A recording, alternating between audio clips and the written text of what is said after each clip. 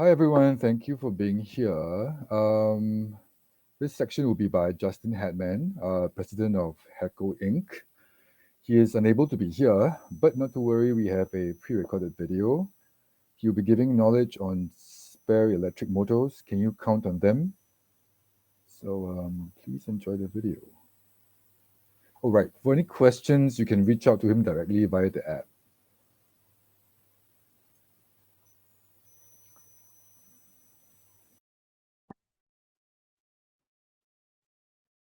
Hi everyone, I'm Justin Hatfield, and this is Spare Electric Motors. Can you count on them? So a little bit about me before we get going. I'm the president of HECO and HECO Predictive Service Group. 18 years in the electric motor industry. I'm involved in the Electrical Apparatus Service Association, chairman of the Emerging Technologies Committee there, member of the Marketing and Industry Awareness Committee, president of the West Michigan chapter.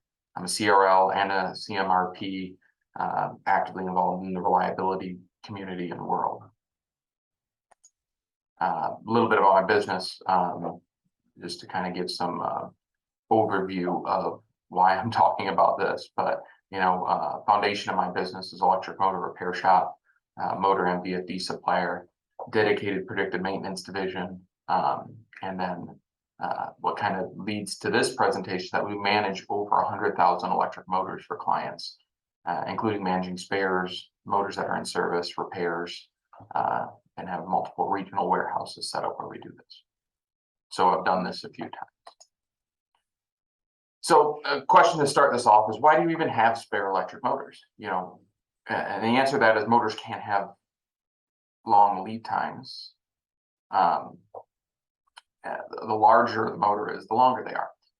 There's many special, unique, custom motors that are used in various machines that could take very long lead times.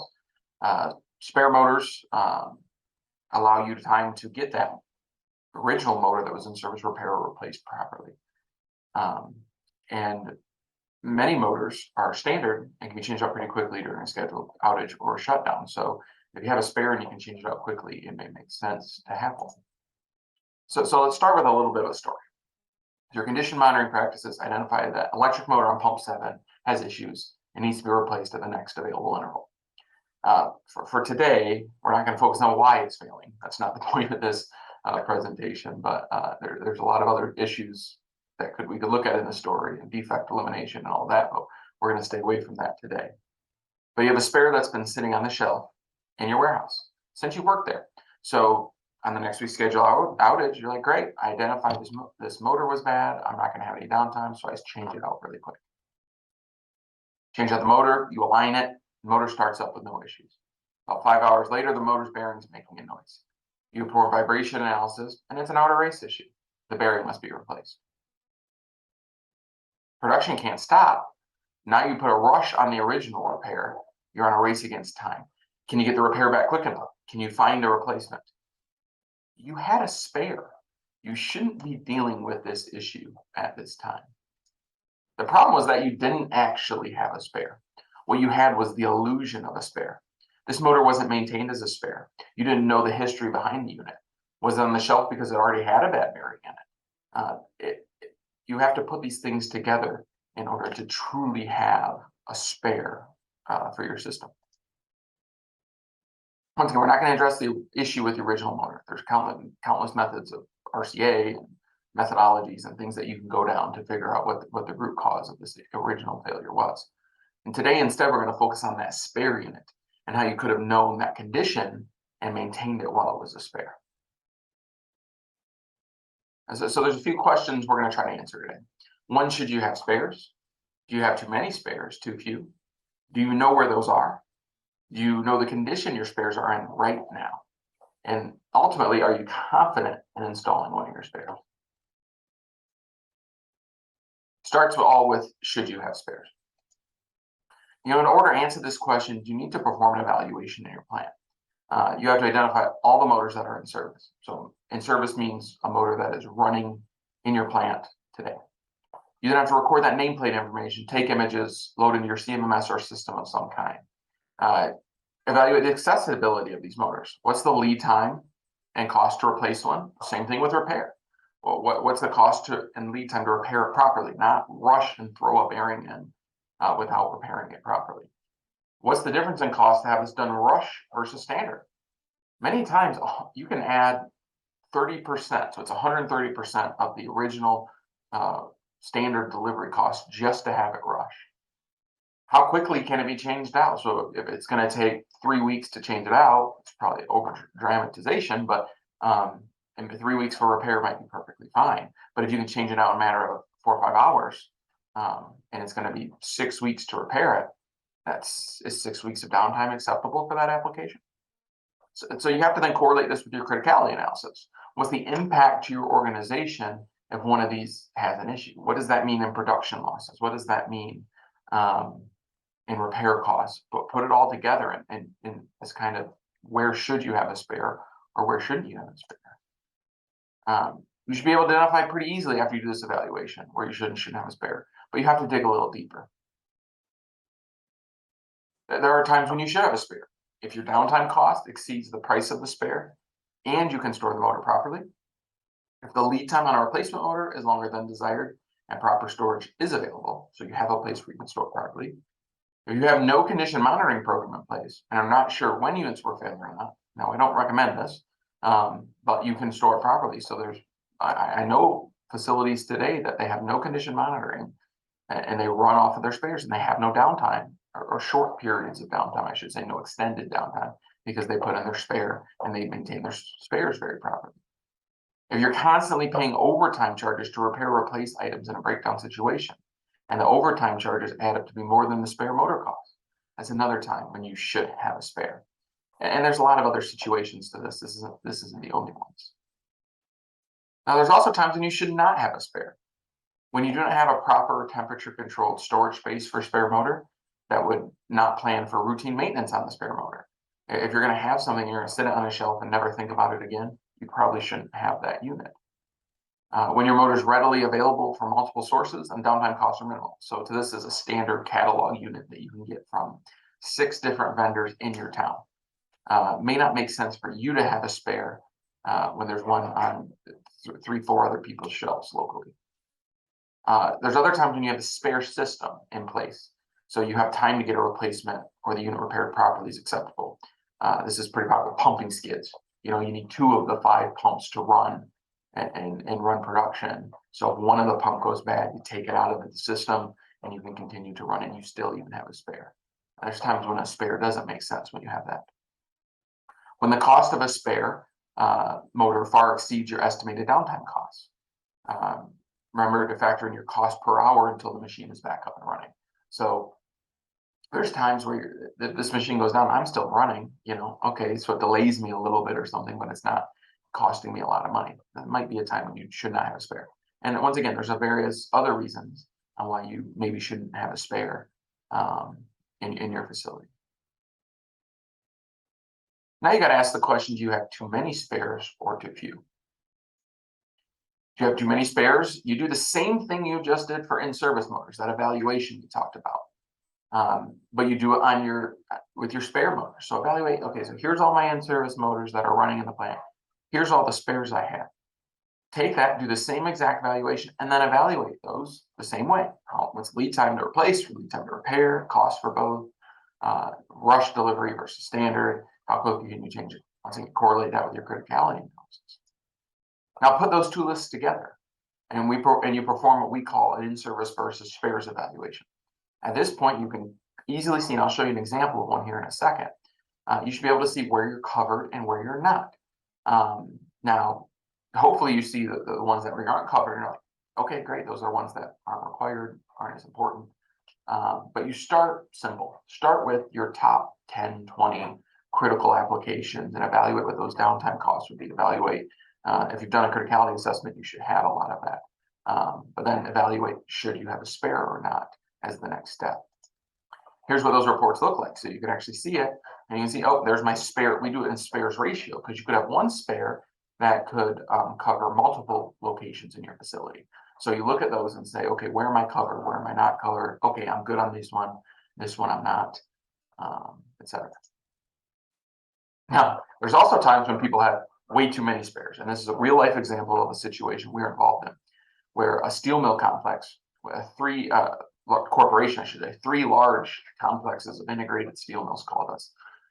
We did the survey of both the in-service and the spare. They had 33,000, almost 34,000 motors total. 11,000 of those were spares. When we did the in-service to spares match, almost 5,000 of those spare motors had no in-service match. They were for machines that had become obsolete and they had replaced. You scrap the whole line, you throw it out in a spare sitting on the shelf, and everyone's too scared to throw away that spare because, man, we need it. Well, they didn't have the machine anymore and they had no reasons they were paying for that. And if you know, the cost of inventory can be drastic. So reduce their spare motor inventory from 11,000 to 6,000, a 43% reduction. This was a $14 million inventory reduction for that facility. And if you look at what carrying costs of inventory are, and so they say that about 13% of inventory cost is your cost. 13% of the total value of the inventory is what the annual carrying cost is, what it costs you to have that sitting on your books. That's about $1.8 million a year in savings generated by reducing those units. It was drastic. So this is obviously an extreme example of too many. And we've seen the same in reverse, where they just don't have enough and they're always paying for rush charges and things like that. Now, the question is, do you know where your spares are? You got to know where they're at, and you got to have them in a system so that you can go and look at them. One thing is you got to stop buying what you already have. We've had a situation with a customer one time where it was, hey, this 5 horsepower motor, one time it costs them to be down. So every time they order one, they don't order one, they order 5. Next thing you know, they have 20 spares sitting on a shelf, and they keep ordering, using one and putting 4 more on their shelf every single time they do it. Now, if you know what you have, you're going to know that you are covered still. As part of your evaluation process, you should identify the physical location of where that spare is so that you can walk directly up to it, grab it, and go put it in service. Once again, put this into a database for quick reference. But this shouldn't be a snapshot. You have to ensure that you always know where your spares are. And that's much more difficult than doing a one-time review and audit of where they're at. Control is key. You have to give those spares a home, a designated space where they go, a warehouse, a section of a warehouse, whatever.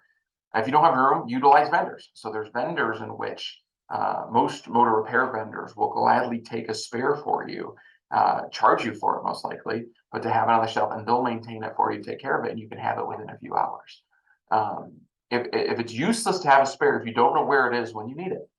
So if you don't have control in place, because someone may go and take a part off of it, they could take the fan cover off it, they could take the coupling off of it, they could take whatever off of it, and you think you have a spare, but you really don't, because someone ruined it by doing that.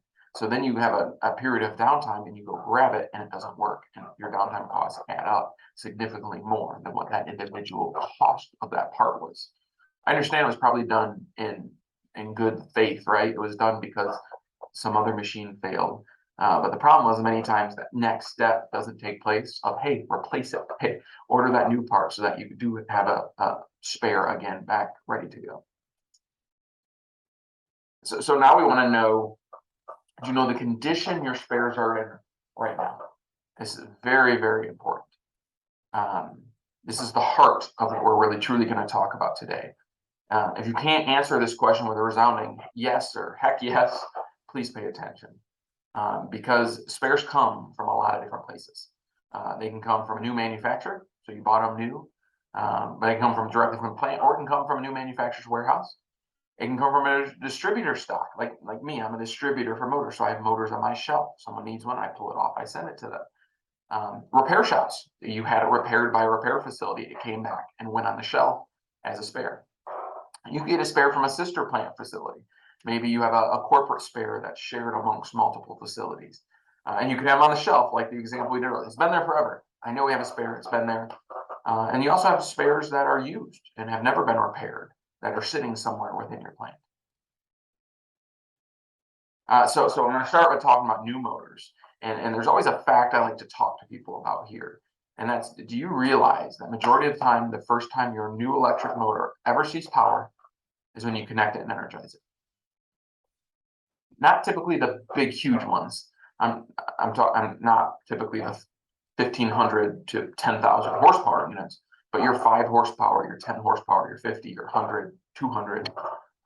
Many times the first time it sees power is when you turn it on, you flip that switch in your plant. That's when it sees power. New motors are typically tested in batches, which vary from manufacturer. Maybe 1 in 100 are tested, maybe 1 in 1,000 are tested.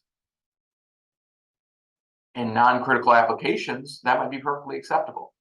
You know, the motor's warranted, right? So that they're going to replace it if it doesn't work. But what if it's double the cost of the motor to install it? What if it fails in the warranty period and you don't have a spare? What's your downtime costs? I just like to point this out because many people don't realize it. And you really truly have to weigh your options. You can require every new motor to be tested. And we have clients that do that. Every single new motor has to be tested before it goes in service. You can send to a vendor to test it before it's stored or put into service. So, hey, I want to have it checked before I actually need it. You can understand that most of the time, the motor will run and trust the warranty. And that is an accurate statement. I mean, I don't know truly what the warranty rates are, but I'm going to say probably 99%, if not, a little less than that, whatever. The manufacturers that continues to have issues probably wouldn't be in business. So most of the time it is going to work, but maybe you have that one truly critical machine that you definitely want to know truly that you have a spare. You might want to think about energizing that before, because everybody makes mistakes. Testing isn't everything. So you can run the motor, but there's another question you have to ask too: is that the right motor for that machine? So I can buy a 5 horsepower, 1,800 RPM, 460 volt motor. There are hundreds of options that all of these different things in here that I'm showing on here come into effect. What's the construction of it? Is it a rolled steel frame? Is it cast iron? What do you need? What's the enclosure? This is a very important one. Is it an open enclosure? There's an enclosure called open drip proof, totally enclosed fan cooler, TESE, weather protected 1, weather protected 2. Those all mean different things when it comes to how it's protected from the weather, how it's enclosed. The motor is enclosed in its frame. What type of bearings do you need? Sleeve bearings or tin Babbitt, bearings, where it rides on an oil film. The journal of the shaft rides on an oil film, or ball bearing. I think everybody, hopefully in this lubrication conference, understands what a ball bearing or rolling element in some kind of roller bearing, a ball bearing, whatever. And then what's the rotor construction? Aluminum rotor or copper rotor? There's a lot of differences in those, from efficiency to some torque changes, things like that. And then accessories. What accessories do you need? You need RTDs, so temperature detectors. You need vibration sensors or provisions for vibration sensors. It could be extreme as if it's a large unit proximity probes that actually, see what the actual shaft is doing on a sleeve bearing machine. Do you need an Aegis ring or some sort of shaft grounding, Aegis, Hellwig, whatever? You need a tachometer for sensing feedback back to your control system. You need special seals because of the environment it's in. And then efficiency. Remember, efficiency is a big impact to the total life cycle cost of a motor. Electric costs are 95% of the total cost of ownership of an electric motor, with 5% being the initial purchase and all maintenance of it. So electricity and efficiency is extremely important. So, back here. So you have to be factoring in, is it the right motor for the application you're in? And once again, all that nameplate data I mentioned, the horsepower, frame, voltage, current, all of that could match, and it could even mount, but it may only last a short period of time. An example of this is taking an open enclosure motor and putting it in a paper mill. It's not going to last. So here is a on the bottom left here is an open drift proof motor. You can see the holes on the top and the bottom of the unit. That's for air coming in and is actually exposed to the back iron of this unit. So for that pulp, paper pulp, water, moisture, everything would be actually be getting inside your motor. And then you can go to a fan cooled, but on the right, there's a fan cooled motor. So there's fan cooled motor that may be a better option. But if you look here, the paper pulp is all over, so that motor's not cooling properly. So you have to look at these different things based on the environment the motor is going in. Say, what is the right motor for the application that's going to make it last long? And then you're going to put a fan cooled motor, it's going to be in a really, really nasty environment, such as this with pulp all over it. You might need to put in some PMs to actually clean those while they're actually in service. That's not the presentation today, but every time I see that picture, I think about it. Spare motors can also come from distributor stock. So same as a motor coming from a new manufacturer, but you have an extra variable there that's sitting on a distributor shelf. How long was it there? Is it still in warranty? You can avoid this issue by simply asking those questions. Motors come back, another way spare comes is from repair shops. Motor comes back from a shop and it becomes spare. How do you know it was repaired properly? How are you ensuring it will run when needed? Do you have it listed as a spare while it's in repair? We're going to talk about all these. How to ensure proper repairs. Once again, this can be its own presentation here, but there's a lot of ways to ensure. One is having a repair specification, knowing what you want done and what you're specifying how things should be repaired for you. Knowing the capabilities of your vendor and actually auditing your vendors, equipment, calibration capabilities, the experience, etc. Having strict reports and transparency, getting that data back from the vendor, knowing what was wrong with it. There might be an opportunity to improve the system or something if you're getting that data. But transparency is key there. You have to have a vendor that's fairly transparent with you, and you can be open and honest with each other. And is there a QA process? You check to a specification and reject those. So once again, every vendor is going to make a mistake. Nobody is perfect. So how are you protecting your most critical application, especially, and making sure and validating that it was done to the specification? And you got to be able to reject them. So if they're not done the spec, send them back and get it done what you actually paid for and wrote a purchase order for. Here's what a strip report looks like. So you have basic information about what was done, what's going to be done to unit, and what the root cause of failure information was. And root cause, once again, I have my own opinions about putting root cause by just seeing the motor. There's times that may be the root cause, but the time it's a bigger system thing and it requires a larger investigation. Here's a QA and spec validation. So this is an example of a warehouse where the motor comes in. So this motor would have, this vertical motor here would have been freshly repaired, is brought into a facility, and it's tested, it's visually inspected before it becomes a spare.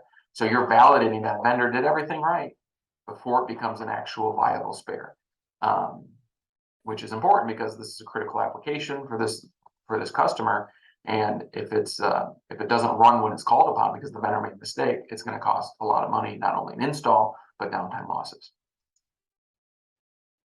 Once again, if you don't have a good validated repair, you really don't have a spare. You have the illusion of a spare. Ensure a proper repair is performed, and you can have faith that your spare will run when you need it.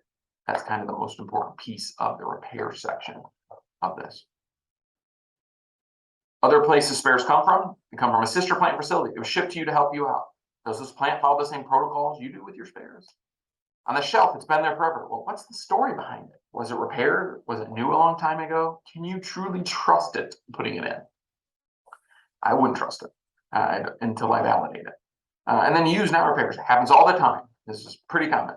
Someone takes the spare off the shelf, takes the failed unit, and puts it on that shelf. And they walk by, oh, yep, we still have a spare for that. It's never been repaired or replaced.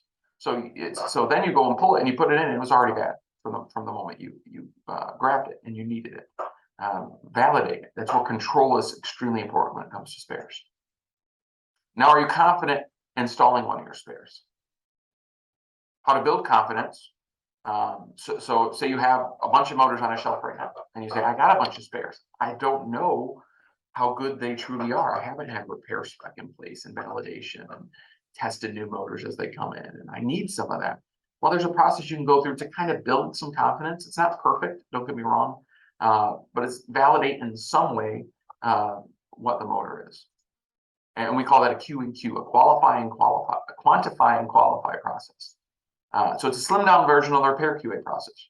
No vendor to reject it to, no specification to check it to. You're simply gauging if you can potentially utilize this spare in the future or not. Typically, it's used in the starting point. Like I said, when you have a shelf full of spares and you want to determine, can I use them or not? And it starts with visual assessment. Does it look new? Is it used? Is it repair? Are there any tags on it? Most repair vendors will put a tag on a unit saying when it was actually repaired. Is it missing any accessories? A connection box cover, a coupling, an end bracket? Is something missing? In this, you should probably do some motor testing, maybe offline testing, a PDMA or electrical test of the motor, a Megger test, a polarization index, surge comparison, a high pop maybe. You could also include a test run. You could actually see, does it actually run or not? You could go and even add a load test, which simulating, can the motor actually handle a load on it? You know, if any deficiency is flagged, you know that the point that you don't have a spare, and you can then make decisions. You at that point, you say, man, this motor is not ready to go. I'm glad I caught it now instead of when I needed it. And you can make them decisions then to repair or replace that unit. You know, the process isn't perfect, but it kind of gives you somewhat of a point, you know, where you can know if you can count on that unit or not moving forward. So you know the spare is good. How are you going to maintain it? So maintaining a spare motor while it's in storage, there's things you have to do. One is understanding how it got there. Cover that. Keep a record of those history. You know, keep it in a database so you know when it goes in service. You can look at that. You got to spin the shafts at least quarterly. Spin those shafts and make sure that the bearing stays lubricated. If it has heaters, turn on the motor heaters, and especially if it's not in a temperature-controlled warehouse. You should electrically test it regularly, maybe twice a year, and trend those results to see is it maintaining its insulation system well. Evaluate needs for rodent controls. I've seen literally mice build nests inside motors insulation. Keep spares in a clean environment, preventing contamination exposure away from production. If it's in production, it's going to get hit. If it gets hit, is someone going to tell you? Once again, you want to ensure you always have a good spare if you're going to have it. If you invested money in your spares, make sure it's going to last. You want to keep them away from water or moisture. Obviously, that can electricity and water don't mix, so you want to keep it in a dry environment. Many times, production is not a dry environment, so that's one of the issues. And there's other recommendations from manufacturers. Especially if you're spending a lot of money on a large unit, check the manufacturer's recommendations. There's also many times manufacturers will give extended warranties, or you can purchase extended warranties based on if you store it properly, following their recommendations and guidelines. Something to consider if you're looking at that. If you can't store it properly, consider utilizing your vendors. You know, you have vendors I'm sure you use for repair, for purchasing new. Many of them will help store and maintain those units for you. But audit that location, maintain accuracy, especially, you know, a third-party vendor storage program. You need to go verify that they are maintaining it. Go verify that they do know where they're at. I just had an example recently where a pipeline customer had them with a vendor, and the vendor couldn't find 5 units that they had stored with them. They lost them. Did they sell them to somebody? Did they lose them? I mean, it's just, you thought you had a spare, and how'd they found out? Because a unit failed, and they went to go grab their spare, and the unit couldn't find it. Do an audit. We recommend customers pick 10 motors that we should have stored and come find them. And if they're not right on the shelf where we say they are, then we better do an inventory and figure out where they're at. But once again, we're doing it before it's needed, and that's the point.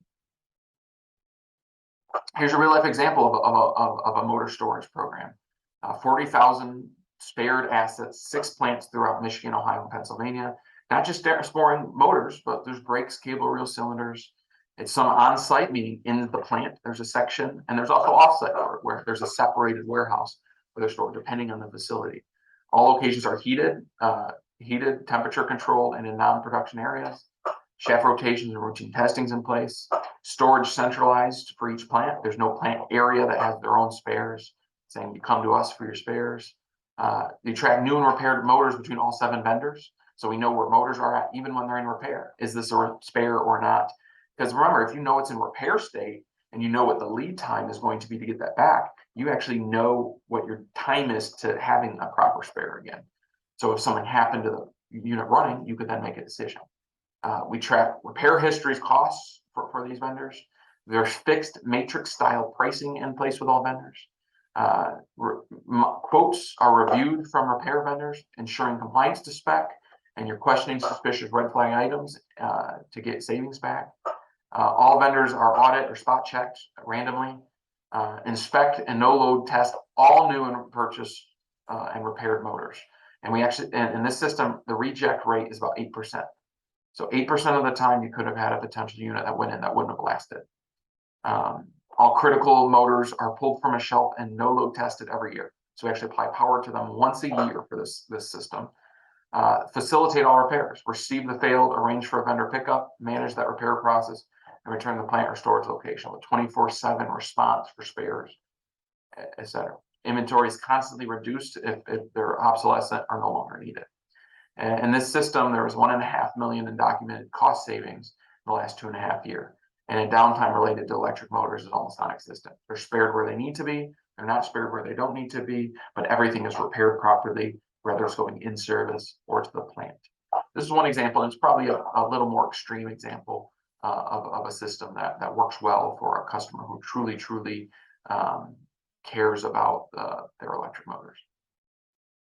So the question is this your spares? Are they on top of each other? Are they there? Are they on broken pallets and sitting amongst a bunch of other things? I've even seen motors stored with 1 inch of water underneath them. Are these your spares? You know, wrapped in plastic. They look like they've been maintained. They're tagged properly. You know what they are. You know what shelf location. The shelves are labeled. Which one would you trust to run when needed? My last story. A respected pharmaceutical company began in 2000 storing spares with a vendor located about 10 miles away. In 2010, they canceled that program for cost savings. New motor purchases increased by about 30% immediately. They didn't know where their spares were anymore. So people just bought new ones. Spares were not where they were supposed to be. Someone would say, hey, I'm going to go get the spare. It's supposed to be on shelf B. It wasn't on shelf B. Spares had missing parts. People were taking pieces off of them to get out of a bind. And even a newly purchased spare, you'd search for hours because there was no control. Within about 2 months after the cancellation, maintenance wanted the program back. It took 2 years to convince upper management. And when the vendor that had this program took this control back of the spares in 2012, they found out that 20% of the units were no longer usable. They had been damaged, they had been messed up, whatever. People had stolen parts off of them.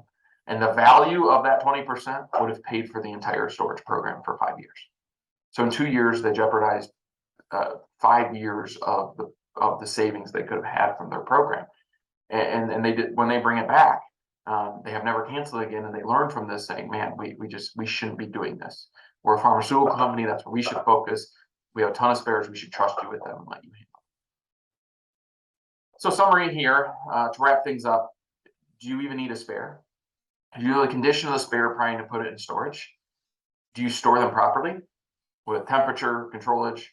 You have to maintain them while they're in storage, spinning the shaft, electrical tests, etc. Do you control access to the spare to stop that stealing of parts, stop that swapping out of taking the good one, putting the bad one on the shelf? Are you tracking inventory movements as time goes on with your spares? And are you consider utilizing vendors if you cannot do it for yourself? And that's my presentation. I would like to thank you guys and gals for taking the time. Any questions, please reach out to me. I'm assuming you can get to me through LRVS since I pre-recorded this. But please reach out, Justin Hatfield from HECO out of Kalamazoo, Michigan. Thanks, and appreciate your time. Take care.